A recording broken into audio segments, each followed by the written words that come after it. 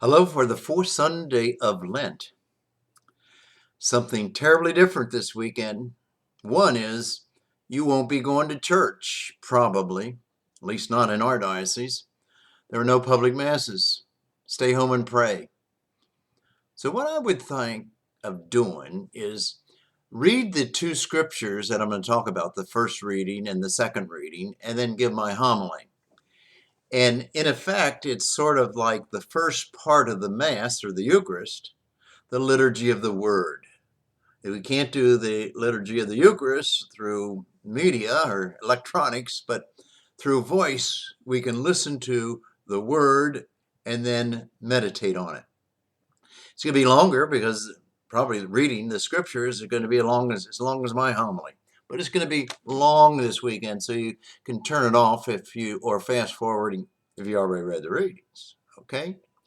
And the readings are from 1 Samuel 16 and John's Gospel 9, 1 to 41. And I'm going to read the Samuel responsorial psalm, and you might chime in on the responsorial psalm, and then the Gospel, and then say a few words. And it goes like this for the fourth Sunday. A reading from the first letter of Samuel. The Lord said to Samuel, "Fill your horn with oil, and be on your way.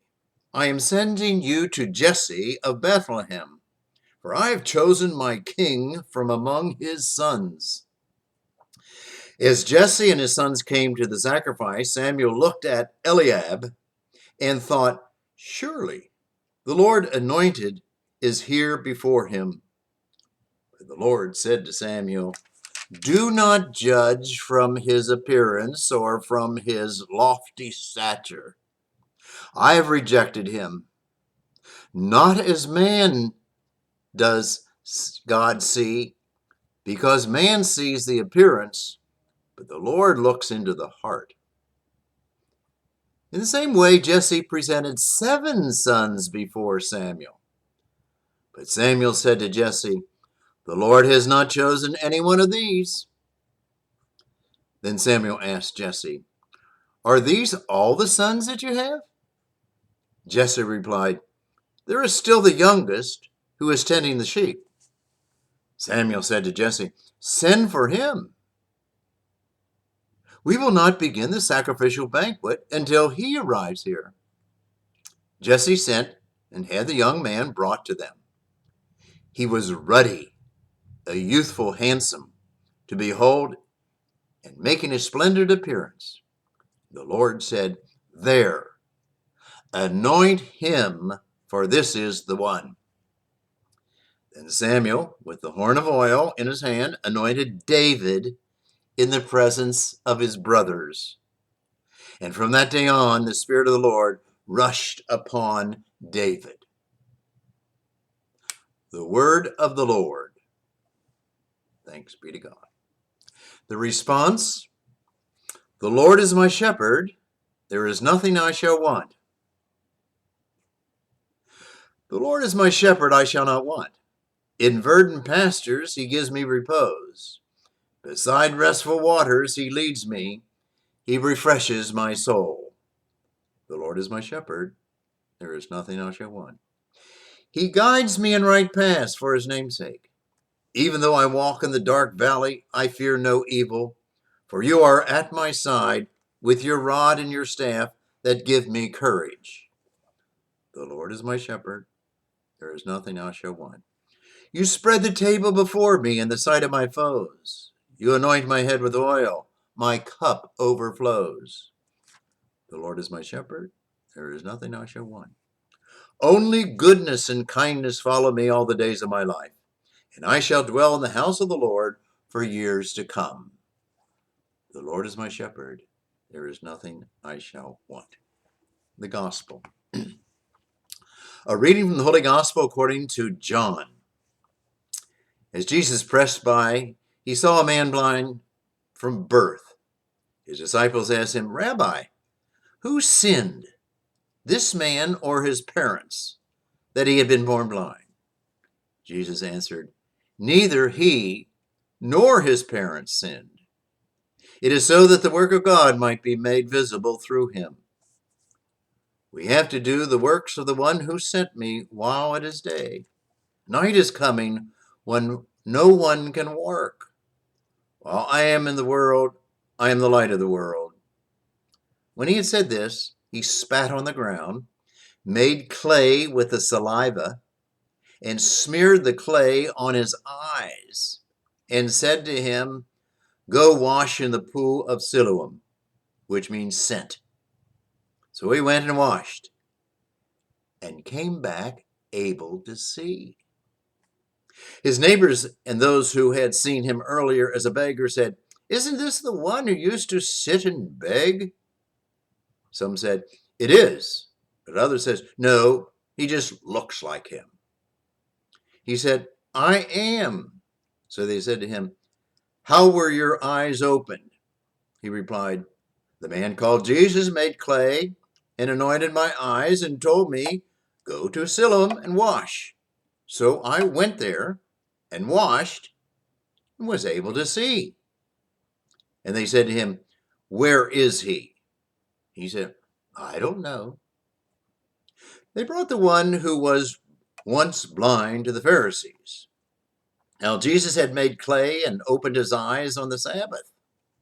So then the Pharisees also asked him how he was able to see.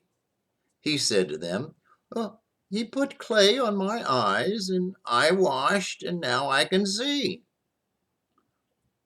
Some of the Pharisees said, "This man is not from God, because he does not keep the Sabbath." But others said, "How can a sinful man do such signs?" And there was a division among them. So they said to the blind man again, "What do you have to say about him, since he opened your eyes?" He said, "He is a prophet."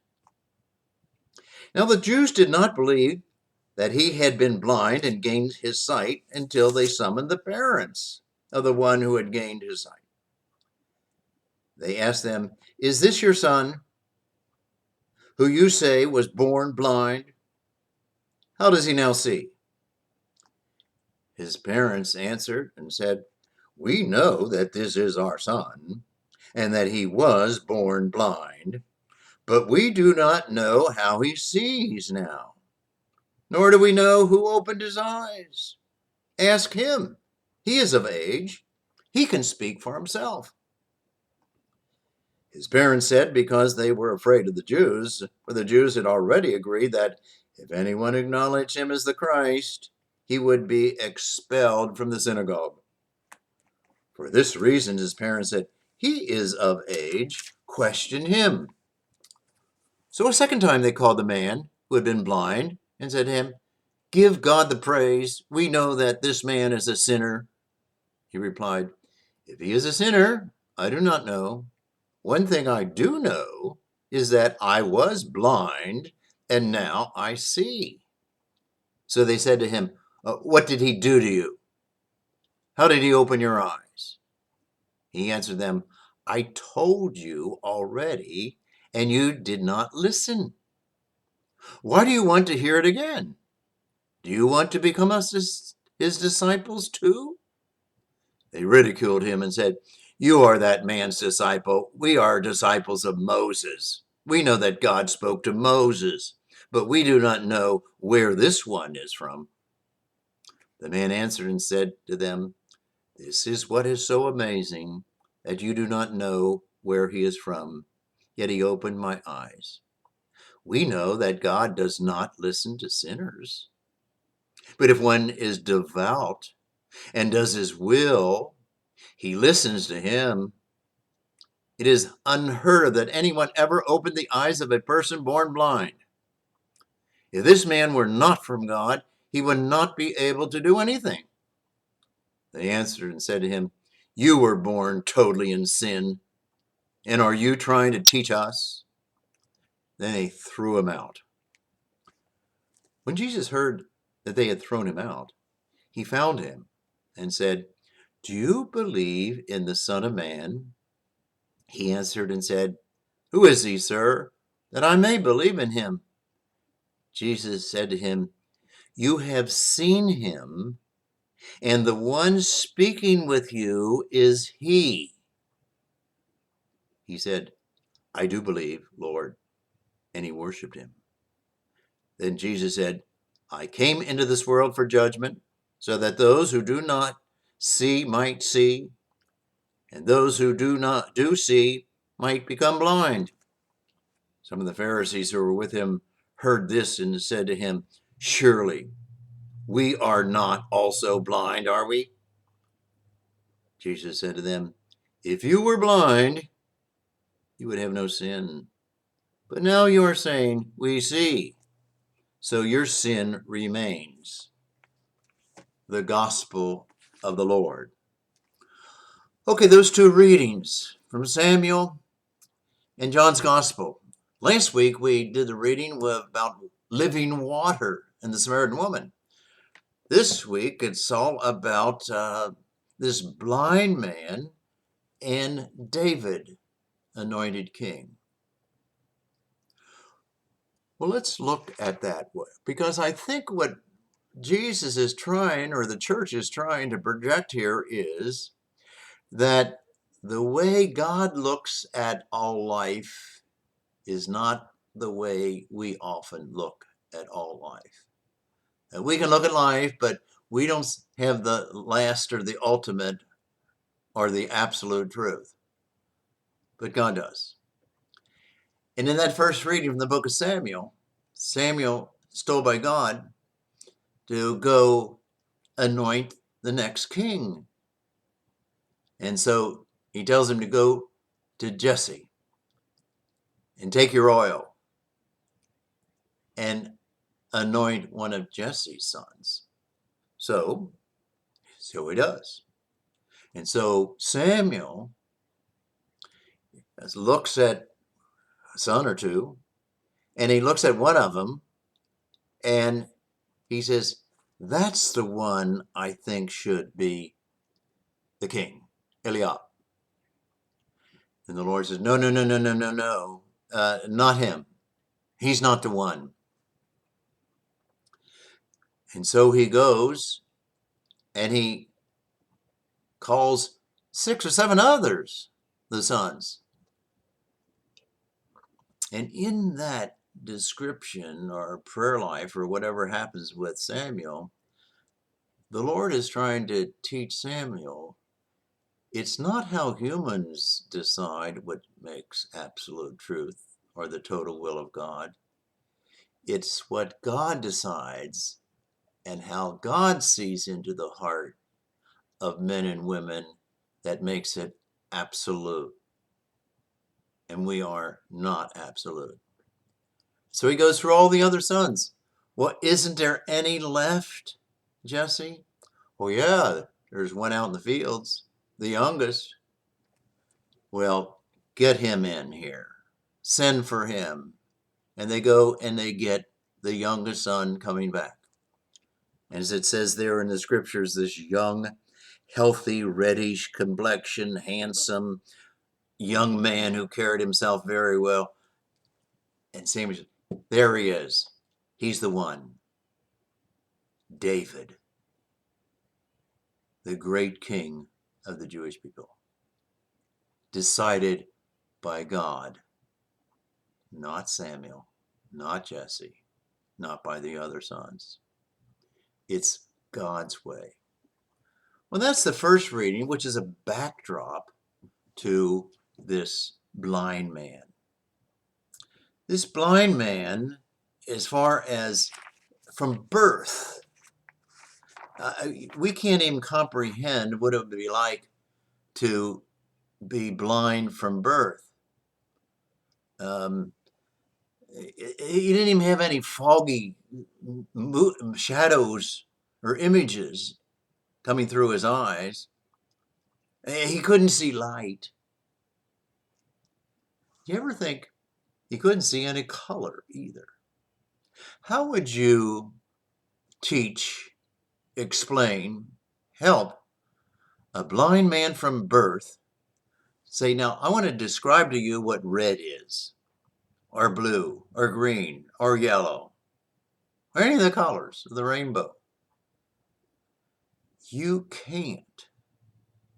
You can't say it is very rough like, using our sensation of our fingers, or it's really, really bright, like we get through our eyes, or it's silent or very loud color through our ears. A blind person has nothing to connect it with. Color, light. And not only that, but this blind man from birth didn't even ask to get his sight back. He probably didn't even know what it would be like if he had sight, because he never did. He didn't even ask to be cured. They were using him as an argument, or a prop in an argument. See this blind man? Who sinned? Look at him. Do you think he sinned? Or did his parents sin? So they're all talking about sin and who's responsible for sin, and they're trying to decide or tell the world why this man was born blind. And they didn't do a very good job, did they? I'll bet the man didn't know why he was born blind, or he probably didn't notice it as much as the other people. But the point is, things in life very often are like that. Right now, in this virus, this COVID-19 is frightening, is evil. And the world is frightened. Who caused this? Did the world cause this? Did God cause this? Did the few evil people in the world, or many evil people in the world, cause this?